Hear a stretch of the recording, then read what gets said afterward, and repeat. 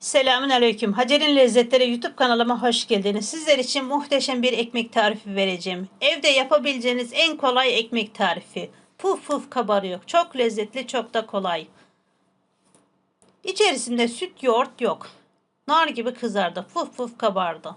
Ekmeğimizin hamurunu yoğurmaya geçelim. Öncelikle kasemize unumuzu boşaltalım. 6 su bardağı un, 600 gram. Unumuzun ortasını açalım. Suyumuzu boşaltalım. Suyumuz birazcık ılık olsun. Kaynar olmasın, ılık olsun. Soğuk olursa geç mayalanır. 2 su bardağı unumuzu, suyumuzu koyduk. 4 yemek kaşığı sıvı yağ. 1 paket maya. Ben kuru maya kullandım. Yaş maya olursa 1 paket de yeterli. 1 tatlı kaşığı tuz. Tuzumuzu kenarlarına koyalım. Mayanın ortasına koymayalım. Öncelikle kaşığımızla güzelce toparlayalım. Maya, tuzu, sıvı yağı karıştıralım güzelce. Spatulamı çıkarıyorum içerisinde. Elimle yoğuracağım.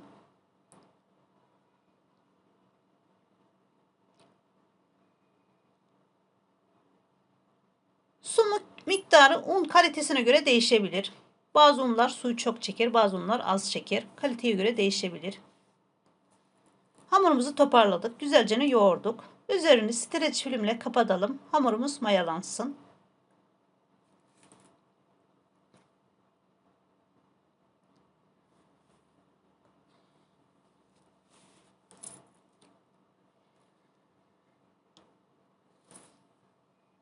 Hamurumuz mayalandı. Ortam sıcaklığına göre mayalanma süresi değişiyor. Yarım saat yeterli. Vaktiniz varsa daha fazla da bekletebilirsiniz.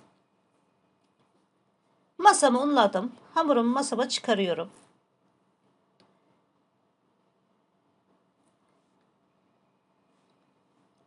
Hamurun havasını alalım. İçe doğru katlayaraktan alalım. Görüyorsunuz yumuşacık hamurumuz oldu. Bu şekilde 1-2 dakika yoğuralım. Üzerine bastıra bastıra yoğuralım.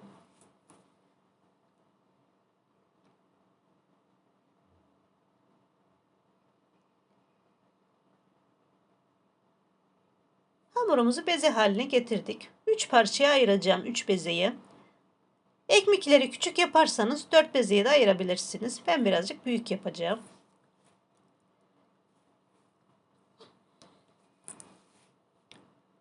Bezemizi yuvarlayalım.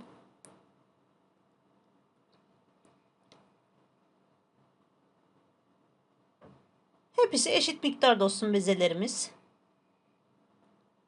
Hafiften unlayalım. Elimize yapışmasın.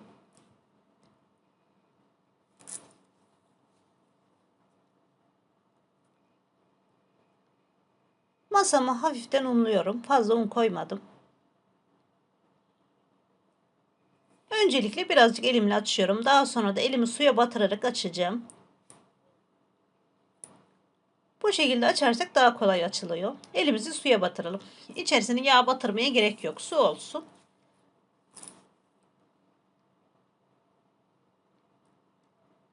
Esnekliğini görüyorsunuz hamurumuzun. Gayet güzel, yumuşacık. İçe doğru katlayaraktan rulo yapalım. Uç kısmını sivriltelim.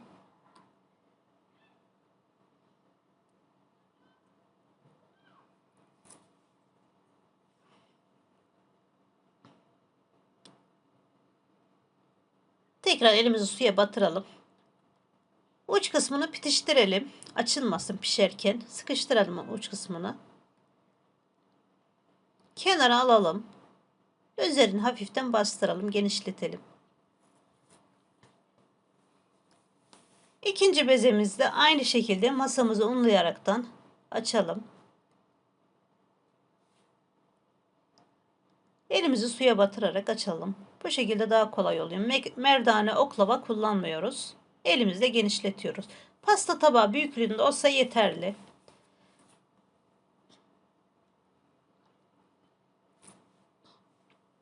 İçe doğru katlayaraktan rulo yapalım. Hamurun altına su sürmüyoruz. Hamurun altına un koyacağız. Altına su sürersek direkt masaya yapışır. Uç kısımlarını bitiştirelim. Sade açarken elimizi suya batırmamız yeterli. Tepsime yağlı kağıdımı koydum. Altına 2-3 yemek kaşığı kadar su koydum. Yağlı kağıdım kaymasın diye. Hem de buhar yapsın. Ekmeklerim daha yumuşak olsun.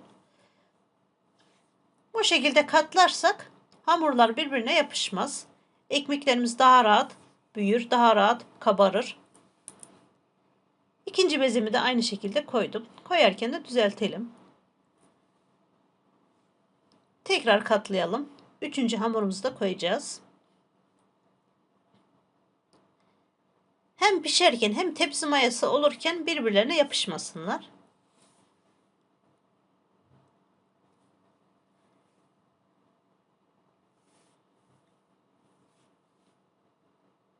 Uç kısımlarını düzeltelim. Elimizin üzerine bastırarak genişletelim. Üzerine kapatalım. 15-20 dakika mayalansın. Bu şekilde ekmeklerde tepsi mayası çok önemli. Ekmeklerde, poğaçalarda hiç kullanmadığımız bir jiletle çizikler atalım. Ben jiletin yarısını kullandım. Çizikleri biraz derin atarsak ekmeklerimiz daha güzel kabarır. Daha güzel şekil olur. Jiletiniz yoksa keskin bir bıçakla da yapabilirsiniz. Üzerine fazla bastırmayalım.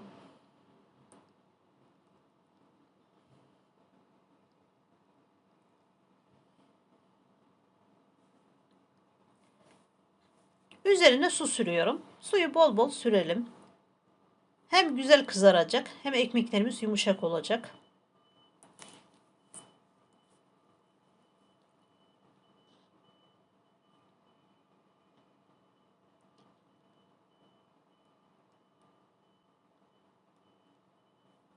Çok kolay oluyor evde. Bu şekilde yapıp pişirip soğuduktan sonra dondurucuya koyun.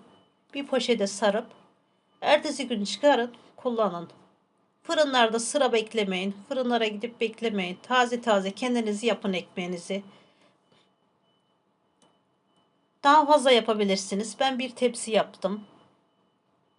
Daha fazla yapıp dondurucuya atabilirsiniz. Ertesi gün çıkardığınız zaman tazeliğini koruyor. Bayatlama yok. Üzerine un serpiştirelim. 250 derecelik fırında 25-30 dakika, fırın derecesine göre değişebilir. Bazı fırınlarda daha çabuk pişiyor, bazı fırınlarda daha geç pişiyor. Gördüğünüz gibi nar gibi kızardı. Puf puf kabardı.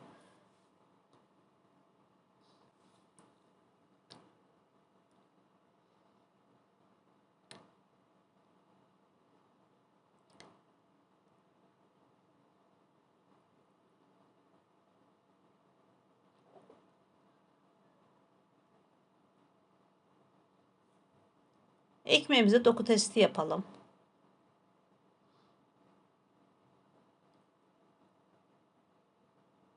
Evde yiyenler zaten sizin yaptığınızı görmeseler sizin evde yaptığınıza inanmayacaklar. Fırından alındı sanacaklar. Oldukça yumuşak, oldukça lezzetli, katkısız doğal ekmek. İçinde süt, yoğurt, yumurta yok. Görüyorsunuz pamuk gibi.